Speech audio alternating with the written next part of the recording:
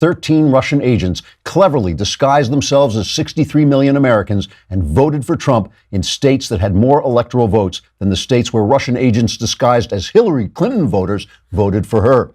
Although the Russian agents ran out of voter costumes before they could vote enough times to give Trump the popular vote, Mueller's indictment charges that the Russians then traveled back in time where they disguised themselves as the founding fathers in order to create the electoral college system, which shocked the Russians disguised as Hillary voters by stealing the election from their candidate through a complex and arcane mathematical charade that was clearly designed by Vladimir Putin, who then returned to the present, only stopping off to assassinate President Lincoln along the way. Democrats in the news media, but I repeat myself, took the indictments as evidence that Trump colluded with the Russian conspiracy. Democrats also found evidence of collusion in the words Trump said at the recent Helsinki press conference, in his body language, in certain code words embedded in reruns of the television show 8 is Enough, and in the way the wind blows through the trees on a quiet summer's afternoon, seeming to whisper Trump is guilty of collusion in the melodic voices of 1,000 naked virgins dancing on a tropical beach. Now, that last one may just be a personal fantasy of mine. Former humiliated presidential candidate Hillary Clinton charged Trump with treason, saying, quote, Donald Trump has sold out the United States so that we are all now slaves of Putin who only think we're free because Trump has put drugs in my glass of Chardonnay, unquote. Mrs. Clinton then pitched forward onto her face and snored loudly for the next 17 hours, a noise that many people said reminded them of watching CNN. Trigger warning, I'm Andrew Klavan, and this is The Andrew Klavan Show. I feel hunky-dunky, life is tickety-boo. Birds are winging, also singing hunky-dunky-doo. Ship-shaped, tipsy-topsy, the world is zippity-zing. It's a wonderful day, hurrah, hooray! It makes me want to sing. Oh, hurrah, hooray! Oh, hooray, hurrah!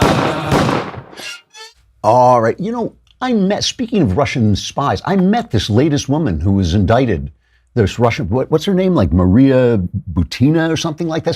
She was, what is it? That's it. Yeah, I was at one of those David Horowitz events down in Florida. And this guy, I know him, I meet him at these things. He was kind of introducing her around, and she was dressed in this really slinky, kind of sexy way. And she talked to me we had a fairly substantial conversation where she asked me, she said she was fighting for gun rights in Russia and wanted to know whether she should do it from here or from there. And so you have this very young, very sexily dressed woman asking an older man for advice. And, even I am smart enough to think like, no way did I ever think she was a Russian spy. I don't even know if she is now, but they indicted her for it.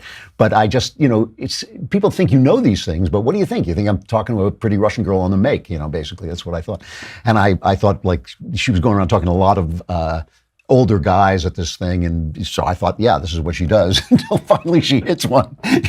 We'll sit around. Anyway, I did see her out at the pool, and I have to say it was the smallest bikini I've ever seen outside of a James Bond movie. All right, the conversation is today at 5:30 p.m. Eastern, 2:30 p.m. Pacific. You got to subscribe to ask questions. I will answer them all, and tomorrow is the mailbag. So get your questions in now so that if they don't make the conversation, we can put them in the mailbag. You can hit podcast, hit the Andrew Klavan podcast. This is on thedailywire.com. Hit podcast, hit the Andrew Klavan podcast, hit the mailbag question, ask your questions about anything you want, and I will answer them, and the answers will be correct and may change your life, possibly for the better. Who knows?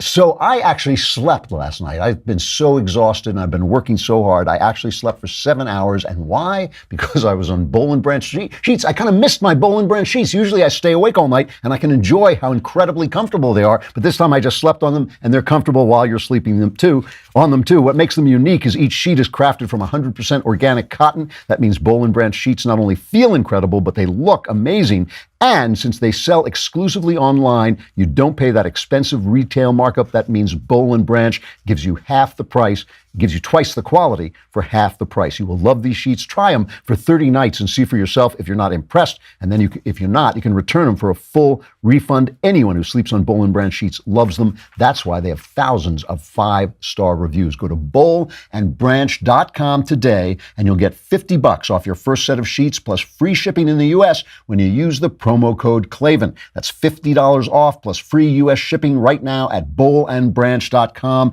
It's spelled B-O-L-L and branch.com. BolandBranch.com, promo code Klavan. But that's the rub. How do you spell Klavan? BolandBranch.com, promo code KLAVAN. There are no E's in Klavan. I just make it look easy. So it's a really good thing that the world ended when we left the Paris Accord, because otherwise it would have ended after that Helsinki press conference. But luckily, even if it hadn't ended when we left the Paris Accord, it would have ended when we left the Iran deal. And then, if it hadn't done that, it would have ended when we left net neutrality. Whatever Trump does, every summer I feel like I make this speech. Every summer I've done this show, I have to come on and remind people that summer is the perfect time for the left to go insane, because there's not as much news. This has been a big news summer because of the Kavanaugh appointment, and because of for the Supreme Court, and because of the Helsinki, the Europe trip and all this stuff. But they just get hysterical. And Obama promised Putin, we played this yesterday, he would pull our missile defenses. He did pull our missile defenses. I remember walking to PJTV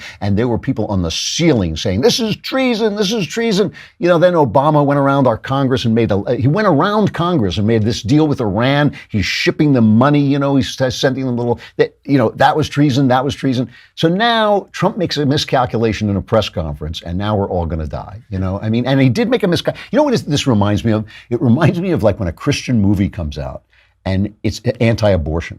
And so all the press is all left-wing. So they're like, this is the worst movie. It's ugly. It's filthy. It stinks. It sucks. It's going to destroy our nation. So you go to the movie to support it because it's a good Christian movie, opposing abortion. And you watch it and you think, yeah, it's really not that good. It's like, it's not that good. So you find yourself saying it's not that good while everybody else is just screaming and screaming. So let's take a look at what they're screaming. This is treason and it's the end. Oh, it's the end of everything. But it is a mistake. And I'm going to talk about why I think Trump did it. And I'm going to talk about why, aside from his own ego, which is always involved in these things, but also why he's wrong and why some of what he said was right. So he's at the press conference, talked to Putin. And we're all hysterical about Putin because the press has been ginning this story up forever. And a reporter asks him, did the intelligence agency, our intelligence agencies, American intelligence agencies, say the Russians tried to meddle with the election? Putin says they didn't. Who do you believe? Here's Trump's response. You have groups that are wondering why the FBI never took the server. Haven't they taken the server? Why was the FBI told to leave the office of the Democratic National Committee? I've been wondering that. I've been asking that for months and months, and I've been tweeting it out and calling it out on social media. Where is the server? I want to know, where is the server, and what is the server saying? With that being said, all I can do is ask the question. My people came to me, Dan Coates came to me, and some others. They said they think it's Russia. I have President Putin. He just said it's not Russia. I will say this, I don't see any reason why it would be, but I really do want to see the server. But I have confidence in both parties. I really believe that this will probably go on for a while, but I don't think it can go on without finding out what happened to the server. Okay, so he says he basically has faith in both sides, Putin and our intelligence agencies. And here's the left's response.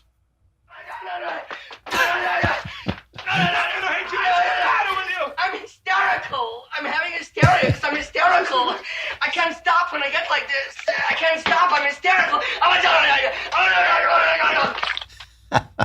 You think I'm joking, but here is an actual cable montage from our friends at Newsbusters, Cut 3. First of all, I just have to say I'm sick to my stomach. I'm really feeling nauseous. Stunned, gobsmacked. We're hearing words like, I feel sick, this is frightening, calling it an abomination. Shocking. Stunning. Genuinely stunning. What is going on? Unbelievable. Astonishing. Just astonishing. It is astonishing, it's heartbreaking, and it represents, I think, a pivotal turn in our nation's history. It's time for Americans to be out on the streets. There were people protesting in the streets every day in the 70s. Why is that not happening now? When do we see almost a shadow government come out and say, we cannot side with the government? As an American citizen, I just personally think today is just an incredibly depressing moment in our time, in our history as an American. Was this a new low? Jim Sciutto, Josh Campbell, I appreciate you both being with us on what has been really a difficult day for this country and frankly for much of the free world ahead. He didn't even meet his own low bar for not screwing this up. I mean, it is an absolute disgrace. It's a parody of a disgrace. This entire week of President Trump abroad has made Hillary Clinton seem all the more prescient. All he had to do was not, put on jammies and crawl under the covers with Vladimir Putin, and he couldn't do that. I'm hysterical. I love Anderson Cooper. He's so upset. He's always so upset. How it's been a very difficult day. It's been such a difficult. And my favorite part of this is this whole thing. And I was even getting these from conservatives because conservatives were piling on Trump as well. But Chuck Schumer, let's let Chuck Schumer say it. This is why they think he was being nice to Putin. What could possibly cause President Trump to put the interests of Russia over those of the United States? Millions of Americans will continue to wonder if the only possible explanation for this dangerous behavior is the possibility that President Putin holds damaging information over President Trump. You're a mean, mad white man. Yes, a mean man. That's the only possible explanation, is that Trump is being blackmailed by Putin. If Trump, I was getting this even from right-wingers yesterday. If Trump is being blackmailed by Putin, how come he armed the Ukrainian rebels? How come he shut down 2 of their consulates, threw out 60 diplomats? He sanctioned the oligarchs, who are all Putin's really got is oil and oligarchs supporting him. He expanded the Magnitsky sanctions. He tripled our defense in Europe. It's utterly absurd. I mean, it is utterly absurd.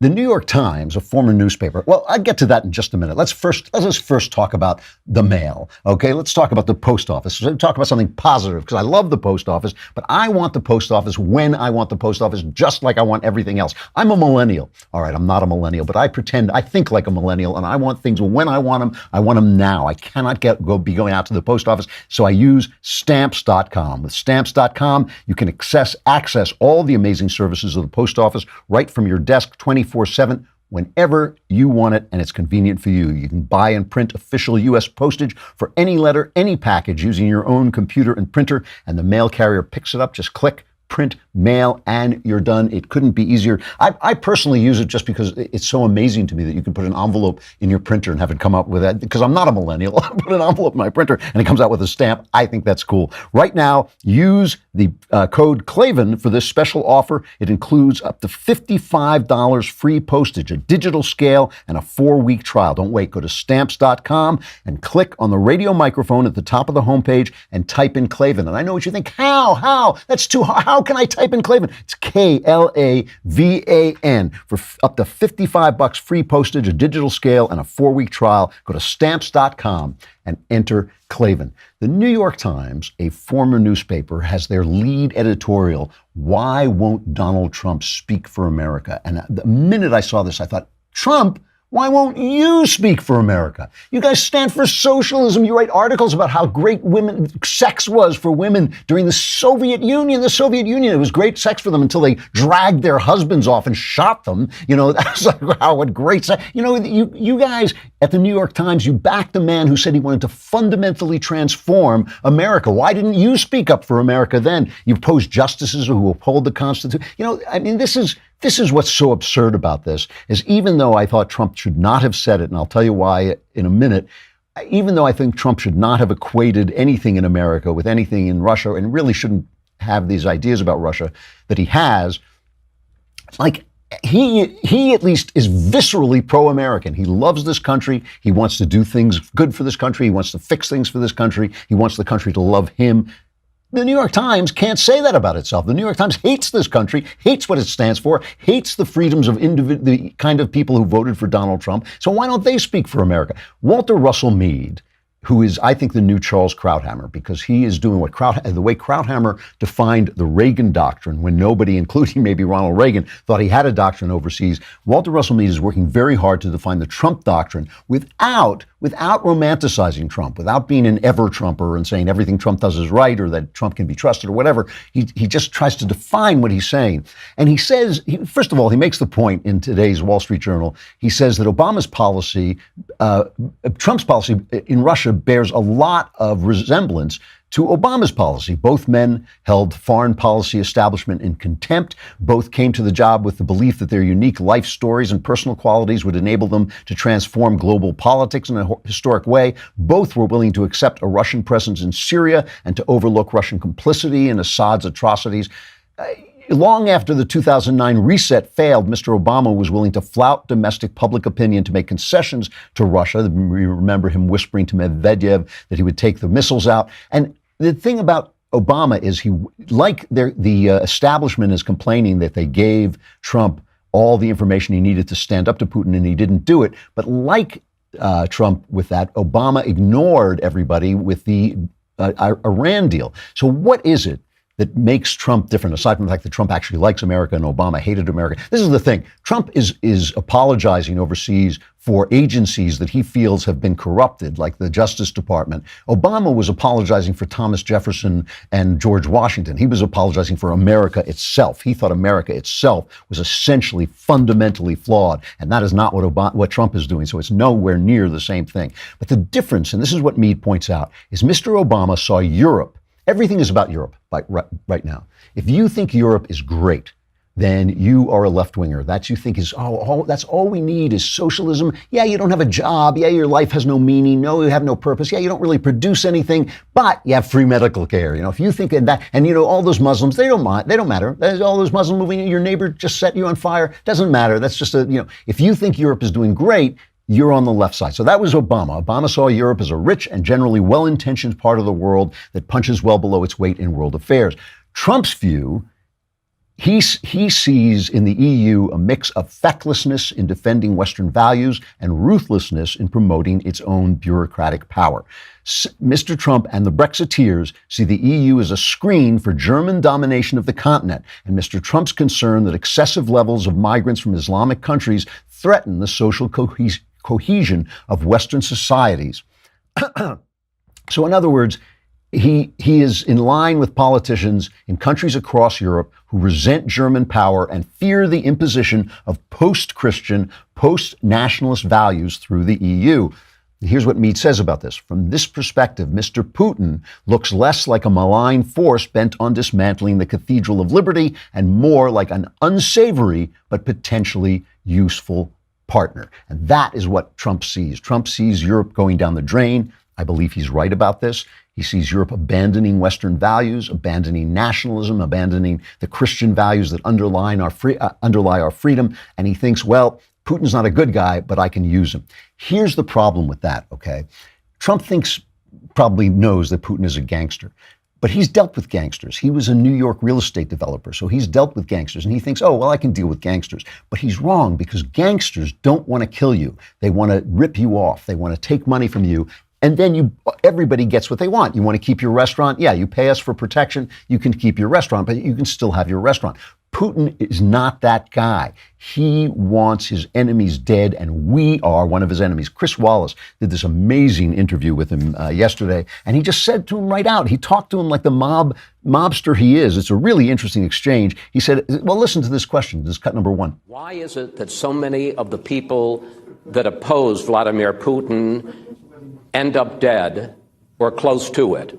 Former Russian spy and double agent Sergei Skripal, the victim of a nerve agent attack in England. Boris Nemtsov, a political opponent, gunned down near the Kremlin.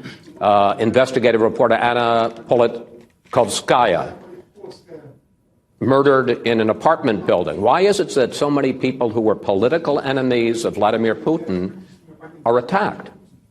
Well, first of all of us have plenty of political rivals. I'm pretty sure President Trump has plenty of political rivals. But they don't end up dead. Not always. Well, haven't presidents been killed in the United States? Have you forgotten about it? Well, has Kennedy been killed in Russia or in the United States? Or Mr. King? What happens at the clashes between police and civil society and several ethnic groups? Well, that's something that happens on the U.S. soil. classic Soviet gangsterism. First of all, John F. Kennedy was killed by one of their guys, a guy, Lee Harvey Oswald, who wanted to defect to Russia and basically killed Kennedy because he was afraid he was being too hard on Cuba. That's the first thing. And secondly, it has nothing to do with the fact that this guy murders his enemies. He murders his enemies. That's, that Donald Trump is not doing that. Barack Obama is not doing that. Clinton, maybe, but I don't think so. I don't think Clinton was doing it. So it's classic Soviet gangsterism. But then Wallace asks him about the hacking, and this is a hilarious cut. Do we have this cut? Well, let me start answering your question with something a little bit different. Let's have a look at it this way. People are talking about the purported interference of Russia with the election process in the United States. I've mentioned this in 2016 and I want to say it now again. And I really wish for your American listeners to listen to what I say.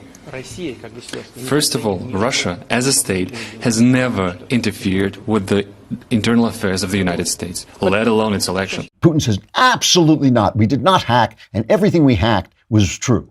So the stuff we sent out, the emails were really emails. Everything we got was absolutely right, but we didn't do it. So it's a completely nonsensical answer. And the thing is, Putin has to understand, Trump has to understand that this guy is not, there's nothing for him to give us anything. There's no reason for him to give us anything unless it is exactly in keeping with what he wants. And what he wants is us gone. He wants us reduced to nothing. He's not like a gangster. He's like a gangster dealing with rival gangsters. And when Trump stands up there with him and makes a comparison with us to him, he's basically saying, that's right, we're all rival gangsters here. And that is simply not true. We are not a gangster state like Putin's Russia.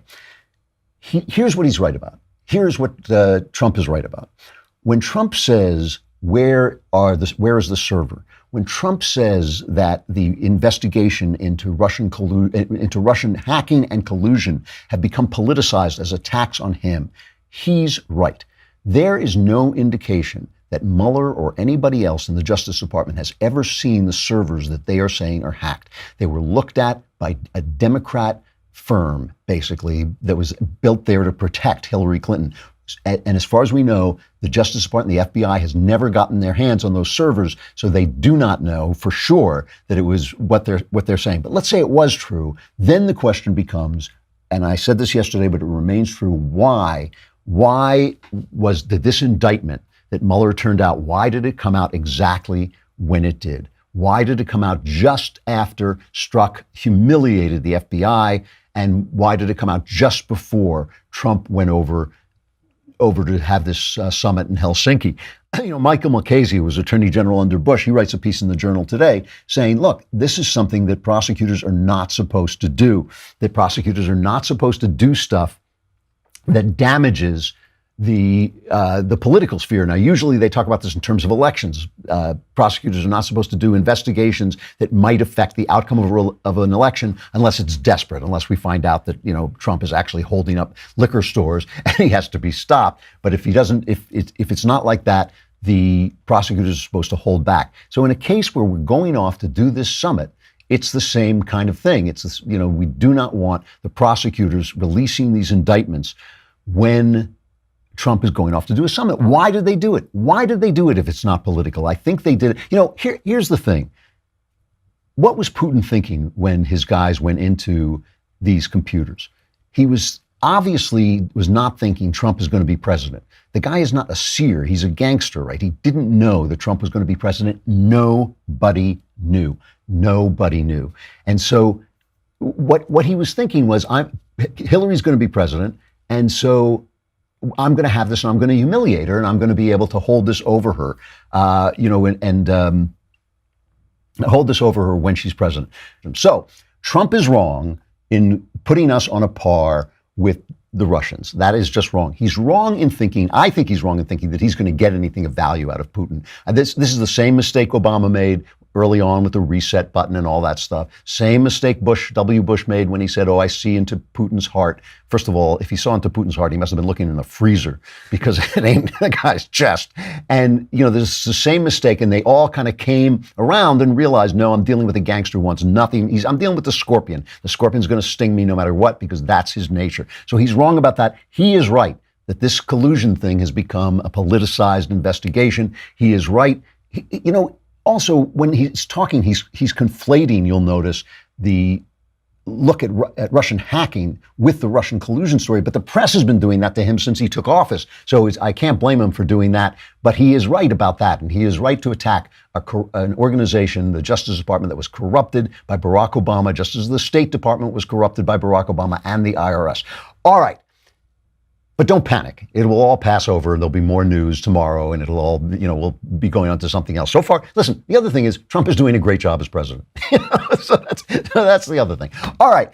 The conversation is later today, 5:30 p.m. Eastern, 2:30 p.m. Pacific. Subscribe if you want to ask questions and send in your mailbag questions too. Do not stint on those mailbag questions because I don't want to show up for the mailbag and not have any questions to answer. So go to thedailywire.com, hit the podcast button, hit the Andrew Klavan podcast, hit the mailbag, ask your questions, answers guaranteed correct, and will change your life on occasion for the better. We have Mona Charen coming up to talk about her new book, Sex Matters. Really interesting interview, but we got a break from YouTube and Facebook.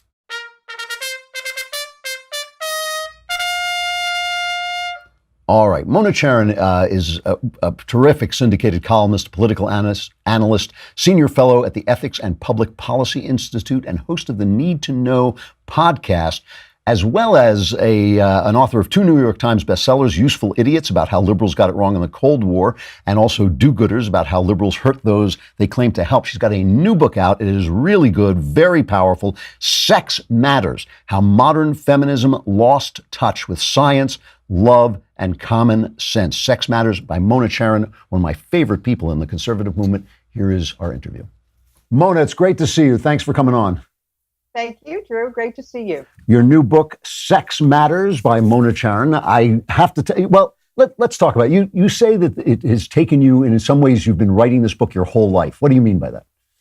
Right, because my life kind of matches the modern feminist movement. I was a very small child when Betty Friedan wrote her book, The Feminine Mystique, and her acolytes over the years have influenced my life because feminism has influenced us all. And I'm countercultural. I've never bought into the representation of reality that they were peddling. And what I point out in this book is that they're not just anti-men, but of course they are. They're really against nature. That's their biggest battle, is that they resent and hate what nature has done.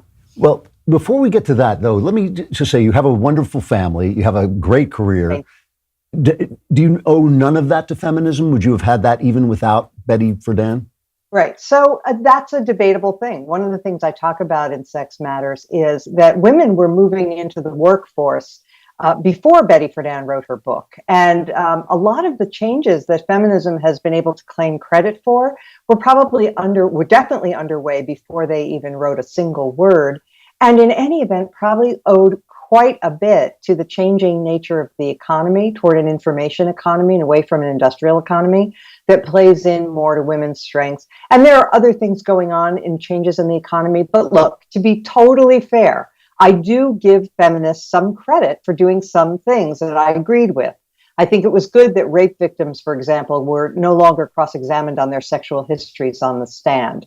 I think that there were other things where if women had a little bit more self-confidence in the workplace, great, I'll give feminists credit for that. But in return, I just want them to be honest about the price that we have paid for their extremism, which has been dramatic. All right. Well, let's start then with where do they go wrong historically? Where do you feel that feminism, at least as we know it, because at some point women were arguing for the right to vote, things that we would probably all agree with. At what point do they go wrong? So they go wrong in the 1970s when it became not just about equal pay for equal work and so on, but a real comprehensive attack on nature herself, on the differences between men and women, which they insisted were illusory And we're all familiar with the expression that sex differences are completely socially constructed, right? Or culturally constructed. Well, that's just not true. And no kidding, right? No, it's funny that it should be shocking to say that, but there it is. Yeah. Yes, exactly. Yeah. And see, the science caught up with them because they were peddling this stuff in the 1970s. And then over the last number of decades, the science keeps rolling in. We know so much more now about the role of hormones in brain development and about cross-cultural studies and about studies of infants. I talk in the book about how baby girl infants, a few days old, will respond more strongly to the sound of a human in distress than baby boys. And baby boys will stare longer at flashing lights and mechanical objects. And these things are, could it be socially constructed when they're a few days old? Doubtful. And then there's the other thing. When you look cross-culturally, there are surveys that ask people, what are you looking for in a mate? And based on those answers, they can predict with 90% accuracy whether you're a male or a female. Wow. So men tend to be looking for youth and beauty in women, and women tend to be looking for resources in men. And this is true from Bangladesh to Boston to Beijing. So it's probably not culture. There must be something to it. It's funny that the people who accuse us of being unscientific and who believe in evolution and get so upset when anybody denies evolution, deny the effects of evolution. Well, exactly. Yeah. Exactly right. And so, they are the anti-science party when it comes to sex differences, for sure. So let's talk about the effects of this, especially, the book is called Sex Matters. So especially in regards to sex and the way people deal with sex, what has been the effect on women as far as you're concerned? What has feminism done to women? Well, first of all, it has denied them the traditional protections that were a part of our social inheritance, right? The idea that we were vouchsafed was that women are the more sensitive, vulnerable sex, and that men had to be raised to be gentlemen, to be protective toward women and respectful of their modesty. And the sexual revolution that the feminists endorsed swept that all away. And the other thing the feminists did was that they denigrated chivalry. And they said, don't hold that door for me, and don't do any of that. It's patronizing. But of course, when you sacrifice that kind of male chivalry, you leave women with very more vulnerable, let's say. And I think when you look at the Me Too movement, it's being sold by some as, yes, yet another phase of feminism. But I think of it actually as a reaction against feminism and against the sexual revolution. It's women saying, we're tired of being treated this way. We do want gentlemanly behavior from men. And so in that sense, it's kind of a rebellion. But can you ask for gentlemanly behavior from men without being a lady? No. And no. And look, the other aspect of why I'm so why I want to bring feminists to account is that they always claim to be pro-woman, but the fact is, when you take a look at a woman's life in full, we cannot have full and happy, most of us cannot have full, happy, and fulfilled lives if we're separated from men, if we're alienated from men. Our happiness depends on one another, and we're complementary. And so for women to be expected to have the best possible lives, they need husbands, they need sons and brothers and all the people that are closest to them. And unfortunately, because of feminism, which was all about smashing the patriarchy and dismantling marriage and the family, women are without that support that the family provides. Now, so are men, and that's really bad for men too. But the feminists were wrong in seeing marriage as the trap for women that had been carefully plotted by men. Now, is there a possibility? It seems to me one of the things that I really oppose feminism. I'm really against feminism. And one of the things I hate about it is that it seems to me to be against femininity, which seems to be one of the graces of life. It seems to be one of the consolations of life that there are men and there are women. I thought that was the good part, after all the difficult stuff. Is it possible, though, in chasing women out of the home and telling them that motherhood is not a necessary function, that maybe the answer to that is that women need to construct their lives differently in terms of time, that maybe their youth can be spent one way, that while men spend their youths trying to build a career, maybe women should build the career later. Is that offensive? Is that too much to ask? So here's the reality that you don't hear very much, which is upper class women, that is the upper third, right? Women who have college degrees are doing that. Yeah. They are living out the most traditional choices. The ones who are highly educated and have options, because they tend to be the ones who are married. 76% of married mothers say that their ideal situation when their children are young is either working part-time or having no work outside the home. Yeah. It's the people who are less educated. It's the people at the lower end of the socioeconomic scale who are faced with an awful choice, because marriage is rapidly disappearing. And so women are, forced to work. And what do? They don't have a career. They just have a job. And, they can't be with their kids. So the kids get farmed out so a high school graduate, let's say, who is raising kids by herself, is farming them out to low-cost daycare to be raised by or cared for during the days anyway by an even less educated woman who's going to be doing that job. It makes no sense. And it's one of the tragedies of our era is that women are being driven away from their children, and caring for children is one of the great pleasures and joys of life. And the feminists happen to have missed that too. I want to get back to the idea of sex. What would you tell a young woman about her sex life? I mean, obviously, one of the things that they're arguing, which sounds fair, is that women should be as free in their sexuality as men are. They should behave essentially as men have behaved. And yet that seems to lead to a lot of depression and confusion. What would you tell a young woman about her sex life? And self-harm. Yeah, the feminist message, I can tell you that when I got to college, the theme was chaste makes waste. That was one of the slogans. And yep. And we were instructed that to be really great women meant to be as promiscuous as men.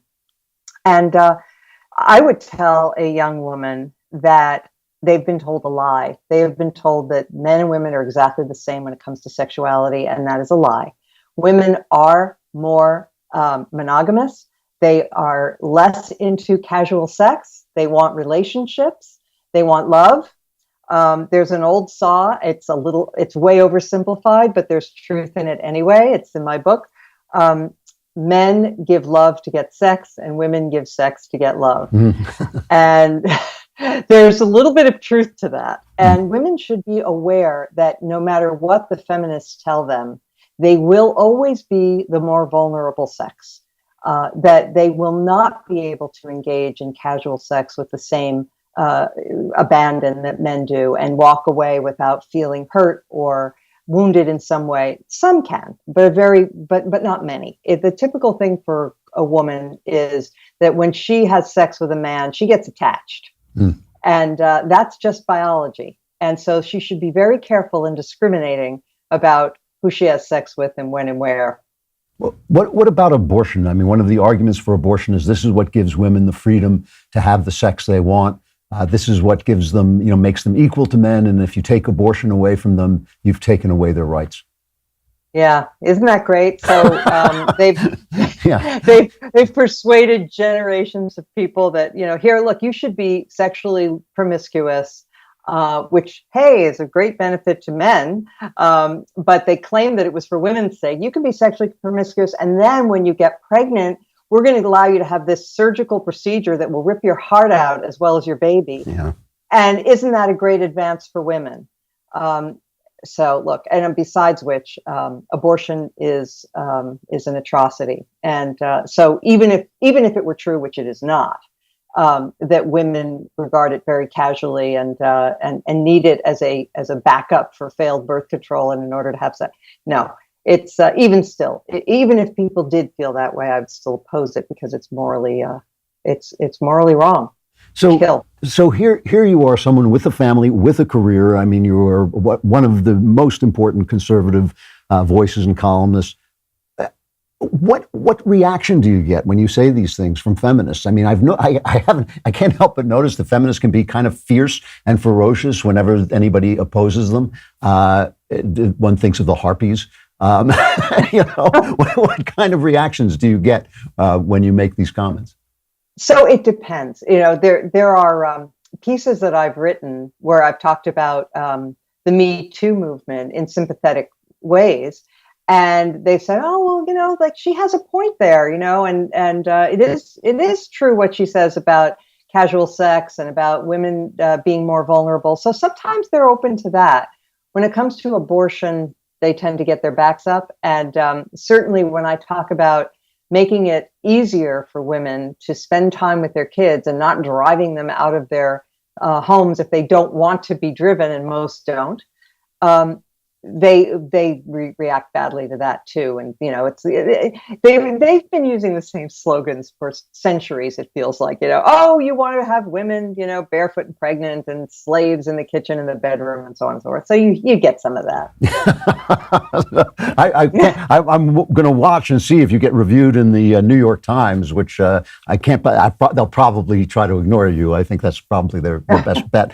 What do you want to see going forward? It seems that feminism has so permeated. Certainly, one of the things that's unfair is that so many of the people who are on the news and on television are women who have left their children at home, and so are very sympathetic to that point of view. Right. And the feminist the woman who stays at home with her children doesn't have the same kind of voice, doesn't have the same megaphone that they have. What would you like to see going forward, and what do you think will happen going forward?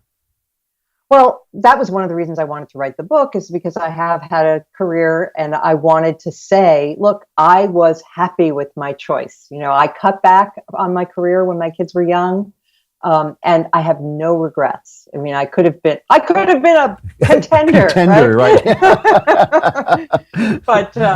But I'm happier. My kids are happier. My husband's happier. We're all happier that I made the decisions that I made. And so that was one of my goals, was to be able to just be a woman's voice who could say that. And another goal is to cause people to back up and look at the true radicalism of what the feminists have argued over the last several decades, and confront the fact that it has led to a great deal of misery, to many, many women struggling to raise kids on their own, to many men being disconnected from their families and addicted and alone, not working. All of these things are in part a consequence of the feminist message. And so I hope to spark a debate and get people to reconsider some of the pieties that feminism has fed them, as well as some of the misrepresentations of reality, like the 77 cents on the dollar statistic, which is bogus, and other things, like there are no differences between the sexes. And so, my hope is to cause a reevaluation. Mona Charen, not just a contender, but a champ in my book. Sex Matters. Only you and I know what that's from now. Sex Matters. Mona, thanks so much for coming on. I hope you'll come back and we'll talk again. And if you're in town, let me know. Okay, thanks. Good to see you. Bye. See, I never get to see anybody anymore. I just get to interview people. This is the thing. All right, sexual follies, speaking of which.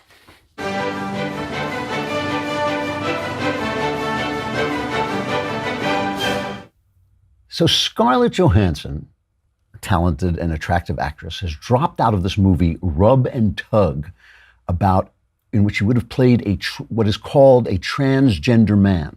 So I'm always get very confused about this.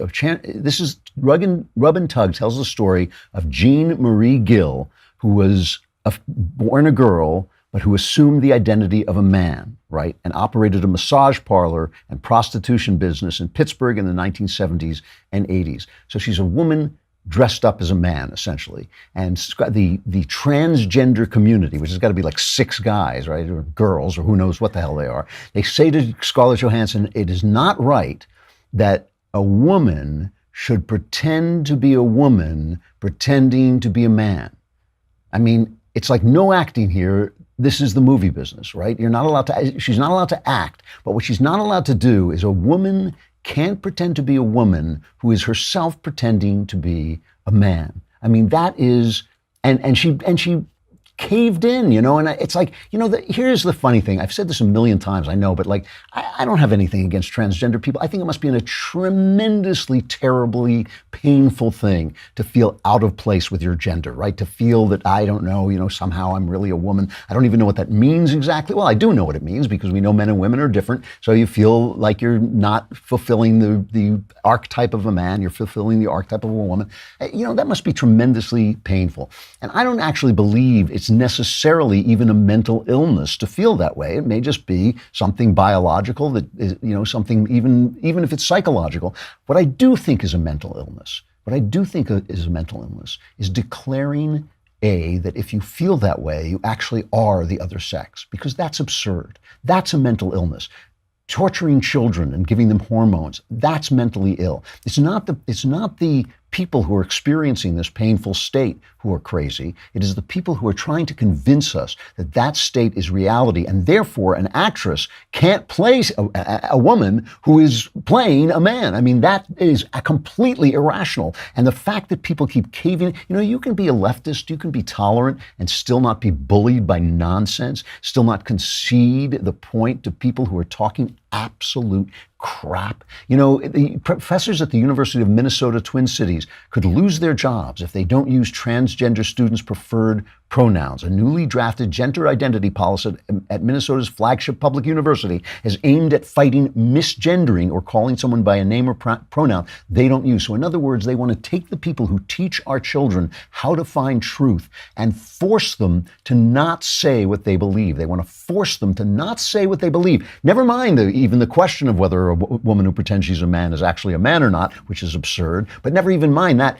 If you don't believe it, you should be able to say it. That is part of free inquiry, free thought, and free speech. This thing is driving people crazy, and the underlying idea of it has to do with this hatred of sexuality, this hatred of humanity, which is male and female. That's the only thing. Only two kinds of people. There are only two kinds of people, men and women. Everything else, we're just pretty much the same. But men and women are different. And the fact that that is true, and the fact that it's unfair, and the fact that it has all the wonderful and terrible things that it produces in life, which is basically everything about life, drives these people crazy. They hate life. They hate humanity. They hate sexuality. And we should be ignoring them with all the power of our apathy. Okay, we should marshal all our apathy to ignore them completely.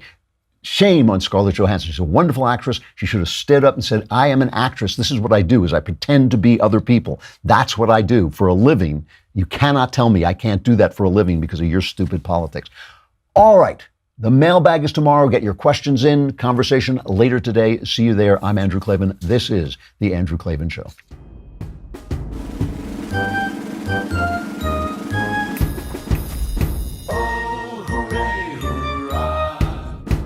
The Andrew Klavan Show is produced by Robert Sterling. Executive producer, Jeremy Boring. Senior producer, Jonathan Hay. Our supervising producer is Mathis Glover. And our technical producer is Austin Stevens. Edited by Emily Jai. Audio is mixed by Mike Cormina. Hair and makeup is by Jesua Alvera.